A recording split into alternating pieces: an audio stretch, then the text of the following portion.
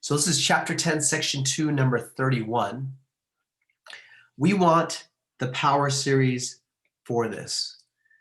Now, we could create it using that formula we did in 10.1, right? You could do, we'll call this f of x. F of x equals f of 0 plus f prime of 0 x plus f double prime 0 x squared over 2 factorial plus, we could do that, right? But nobody wants to do that. That's a nightmare. So the nice thing is we have other ways of finding a power series. So now we know this. 1 over 1 minus x is the sum of an infinite geometric series with absolute value x less than 1.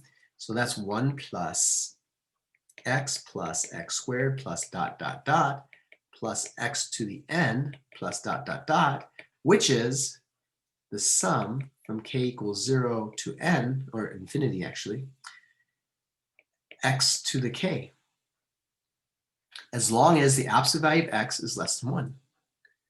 So you should all know that. There's going to be like probably about 6 series that you have to know. You're going to have to memorize. It's assumed you know it.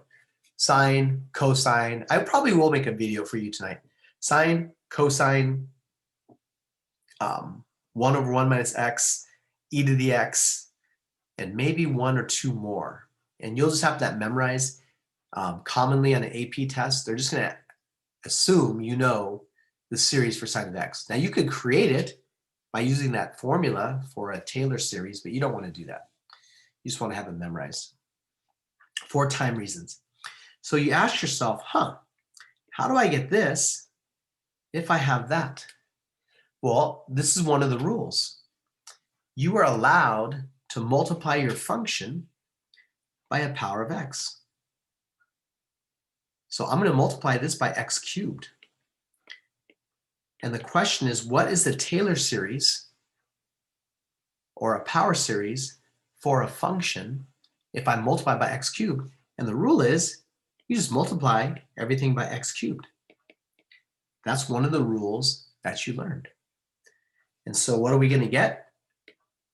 That's x cubed over 1 minus x. It's almost what we want.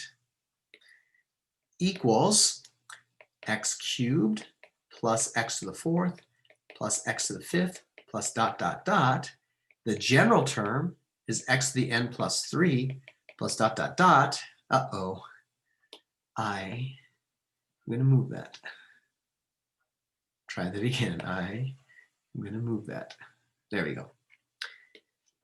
And then if you move this inside, you're going to have k plus 3 of those. So I will have k starts at 0 to infinity, x to the k plus 3. Now we have our power series for this, but if you multiply by 2, a function by 2, you just double everything. So if we multiply by 2, we just put a 2 in front, 2 in front. If you want, you can put it all on the inside. So we have our final answer.